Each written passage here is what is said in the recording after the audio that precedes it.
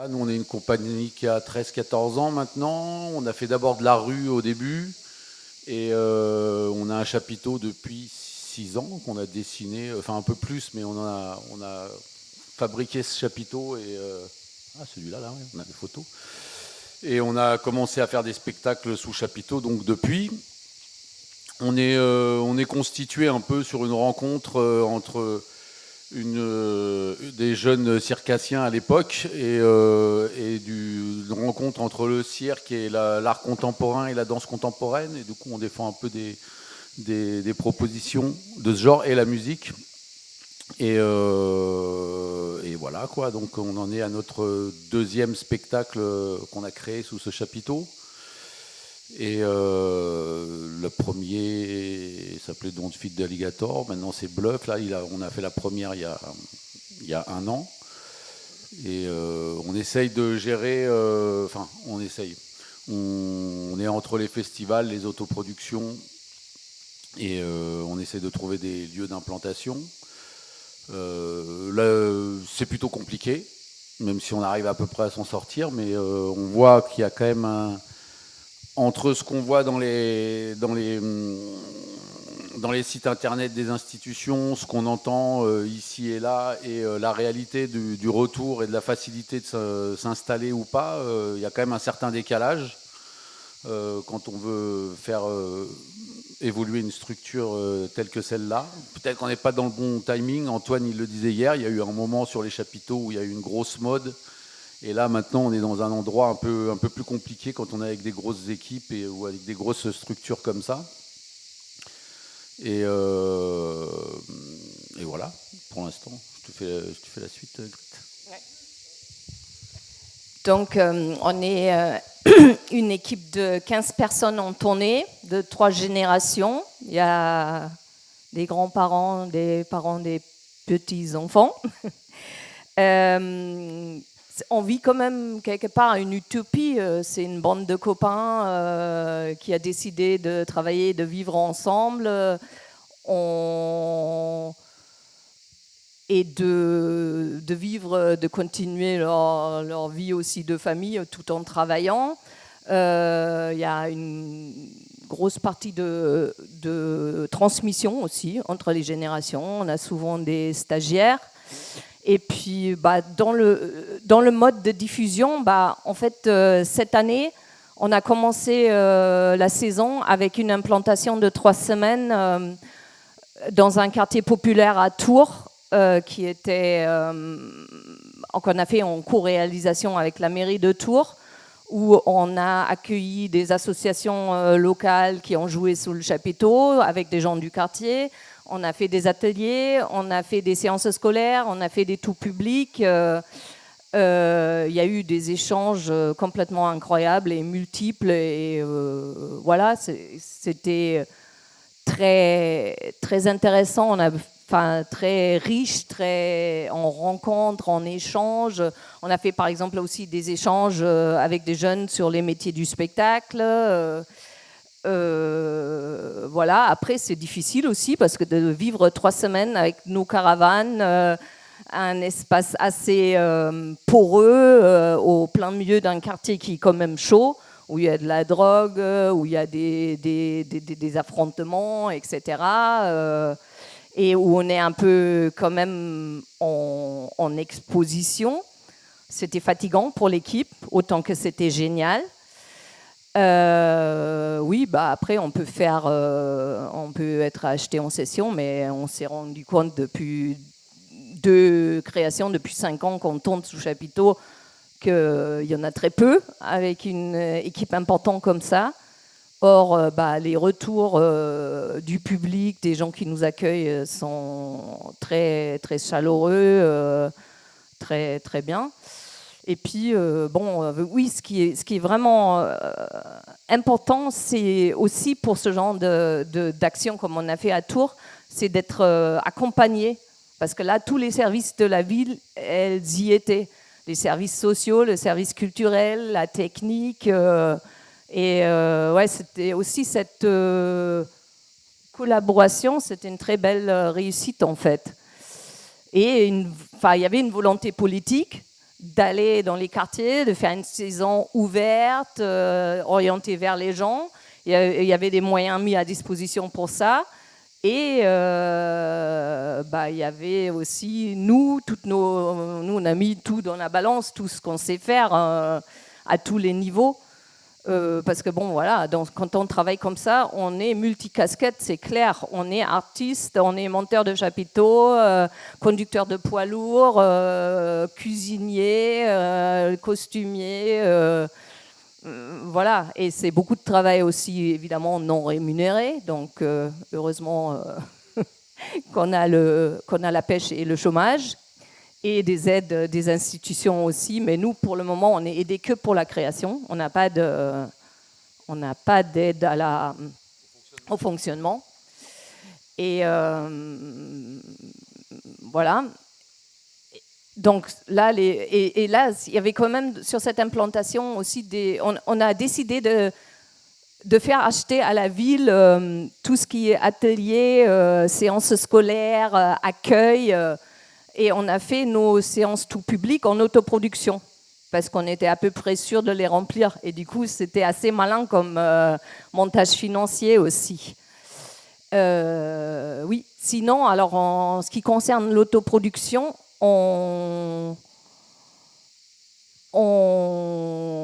ça devient de plus en plus difficile, parce que ça devient de plus en plus difficile de trouver des lieux adapté, proche des centres-villes, où le public vient facilement, où c'est chouette pour nous et pour eux, pour accueillir le chapiteau. Là, nous, l'année dernière, à la fin de la saison, on a fait 2 semaines en autoproduction au parc du Bazac à Toulouse, qui était un lieu, ça appartient à un CCAS, et qui avait la volonté aussi, c'était plutôt sportif, mais ils avaient de la volonté d'accueillir des chapiteaux, de proposer de la culture aussi. Mais il y a eu il y avait pendant plusieurs années des implantations de chapiteaux en autoproduction. Et finalement, il y a eu tellement de plaintes des voisins à cause du bruit que nous, on était les derniers en faisant du forcing de pouvoir y aller. Et là, pour le moment, c'est terminé. Hein. Les copains toulousains, je crois qu'ils continuent à se battre pour réouvrir ce lieu, mais pour le moment, c'est fini, quoi. Il y avait un lieu à Bordeaux qui marchait bien, mais il est inondable, il est en réfection. Et puis, finalement, je ne connais pas tellement de lieux, et ça serait vraiment intéressant de faire la cartographie de ça. Des villes volontaires qui ont envie de soutenir, qui ont envie de faciliter, et qui ont des terrains qui sont adaptés à nous accueillir, quoi. Ça serait bien de faire la cartographie et puis de dire, voilà, le catalogue des compagnies qui veulent proposer des autoproductions, et d'en face des compagnies, des collectivités qui veulent nous accueillir, quoi. Mais ça, c'est un thème, moi, ça fait 30 ans que je fais partie du City. C'est un thème qu'on a mis sur la table depuis très longtemps, quoi. Et qu'est-ce que je voulais dire encore? Ah oui, les sessions. Là, juste avant de venir ici, on était au festival Le Mans fait son cirque. On était donc accueillis en session, tranquille, super bien accueillis et tout. Mais ce festival-là, il a quelque chose de très particulier, parce qu'il est pas loin du centre-ville du Mans.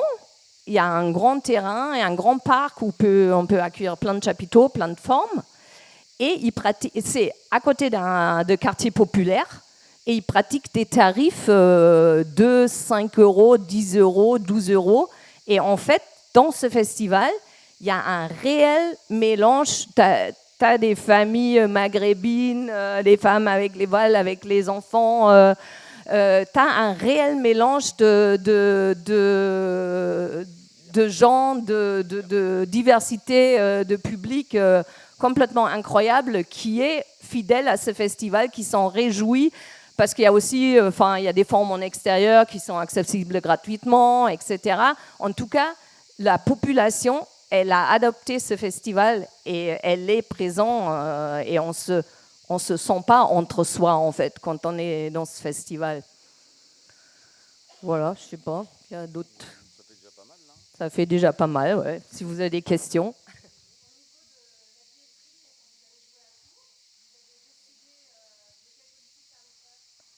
On était sur des tarifs de 15 euros, tarif plein, 10 euros, tarif réduit, 8 euros un tarif enfant. Et en fait, la mairie, elle a décidé sur les tout publics d'acheter une centaine de places qui représentent un tiers de la jauge. C'est eux qui ont acheté des places et qui les ont distribuées à travers les associations de la ville, du quartier, des centres sociaux, etc. Bon, c'était une super idée, mais c'était un peu bizarre parce qu'ils ont distribué 100 places. Nous, du coup, les autres, on affichait complet, donc on a commencé à dire, OK, on est complet. Mais en fait, on s'est rendu compte que 50, 60, 30% ne venaient pas. Et du coup, on s'est tu, on n'a plus annoncé qu'on était complet, on a redistribué des billets au moment des séances. Et il y a eu aussi ce phénomène que pendant le spectacle, il y avait des familles entières qui se levaient, qui appelaient leurs enfants, qui sortaient d'une manière pas très respectueuse en plein milieu du spectacle, parce que certainement, ils n'avaient pas l'habitude. Malheureusement, j'ai regretté de ne pas avoir été à la sortie pour leur demander pourquoi ils sortaient. Ça m'intéressait, j'ai raté ce coup-là, quoi. Mais voilà, il y a quand même on était là, on a fait des ateliers, ça a commencé, l'implantation commençait par 2 soirées d'association du quartier où c'était plein, où tout le monde venait. Donc, en fait, on a fait quand même en sorte à ce que d'ouvrir un maximum les portes du chapiteau et leur dire, voilà, on est là pour vous, venez, franchissez la porte, c'est facile. Voilà, c'est pas... Enfin, mais voilà. Mais il y avait aussi vraiment beaucoup de manifestations de sympathie, des gens qui venaient nous voir, qui nous proposaient de faire notre machine à laver chez eux, qui demandaient, qui étaient contentes qu'on soit là, quoi. Oui, en fait, les services sociaux, déjà nous, Tours, c'est notre fief, donc on a notre public à Tours. Déjà, il y a ça. Après, oui, au niveau des services sociaux, ils ont proposé prioritairement au quartier Sanitas où on était implanté, mais aussi à d'autres centres sociaux, d'autres quartiers voisins.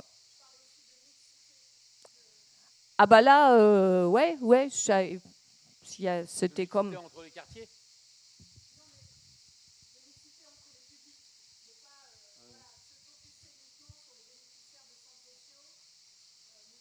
Ah bah non, là c'était vraiment mix. Hein. Il y avait des gens intéressés à la culture, des copains, des comédiens. C'était assez mix aussi, peut-être parce que c'est notre fief. Là, je sais pas, on ne sait pas comment dire, quoi. Et nous, on essaye quand même d'avoir des tarifs pas trop élevés. Mais même à ce prix-là, s'il n'y avait pas eu l'arrangement avec la mairie, il y aurait eu très très peu de monde du quartier. On voyait bien, nous, dans les discussions, il y a plein de gens qui sont venus nous voir pendant les 3 semaines en disant « Ouais, quand est-ce que vous jouez ?» Quand ils voyaient le prix des places, si ils n'étaient pas dans le circuit des associations qui redistribuaient des places à 10 balles, avec mes enfants et mon cousin, etc., bah non, je viens pas, quoi. C'est pas possible, quoi. Et donc, c'est assez... c'est complexe sur une autoproduction d'arriver à avoir des tarifs qui soient qui vont générer de la mixité. Sinon, on va encore une fois avoir le même genre de personnes qui vont venir voir le spectacle, quoi. C'est juste qu'on déplace l'endroit où les gens ils vont venir, mais sinon, il y a pas. C'est très très compliqué en ce moment. On sent bien que sinon.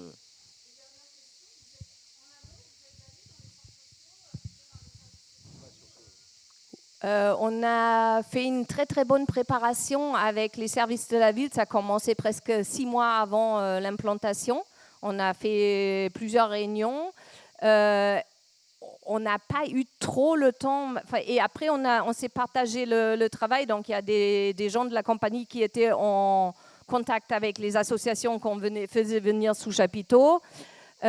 Qui organisaient ça, il y en a qui organisaient les ateliers. Du coup, on était plutôt en contact avec les associations, les éducateurs en amont. Après, c'était chouette aussi parce que, par exemple, il y avait une soirée des diamants bruts. C'était des talents du quartier qui se présentaient sous chapiteau. Et en fait, c'est nos musiciens qui ont quand même fait la musique pour une partie des interventions des diamants bruts, quoi. Donc, mais ça s'est fait sur un temps très court, dès notre arrivée, en fait. Plutôt préparé, évidemment, plusieurs mois en avant, mais après, ça s'est vraiment mis en place. Mais ça, on a souvent remarqué, hein, avec les implantations. Une fois qu'on est là, il y a une autre dynamique qui se met en place. Hein. Juste pour rajouter, il n'y a pas eu ça a été un projet qui s'est fait d'un coup.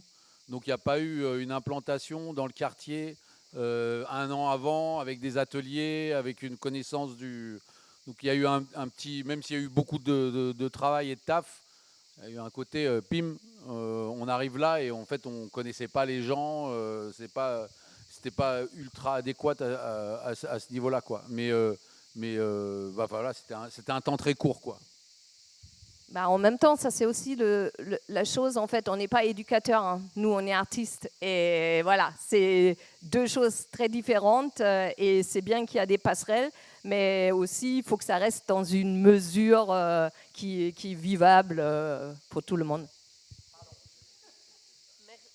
Merci beaucoup à vous deux, je suis obligée. Il y avait encore une question. Après, on se dit que c'est la dernière question et après vous continuez, parce qu'après il y a un petit verre où on peut continuer à se parler les uns les autres, mais il faut qu'on avance. On va se dire dernière question, vas-y. Ah. Tiens, non, vas-y, fais-le au micro. Bonjour, je voulais juste témoigner très rapidement pour la grainerie. Je ne suis pas du tout salariée de la grainerie, mais la grainerie à Balma qui propose des implantations longues pour certaines compagnies, évidemment, pas sur toute la saison, d'autoproduction accompagnée. Et donc, ça, ce qui veut dire, alors je ne connais pas bien le détail, évidemment, mais la grainerie accueille la compagnie sous chapiteau, s'occupe de la communication, des réservations, de la billetterie et organise les séances aussi scolaires. Et du coup, c'est un mix un peu entre de l'autoproduction et de la session. Enfin voilà, et c'est plutôt intéressant comme format. Voilà. Ah mince.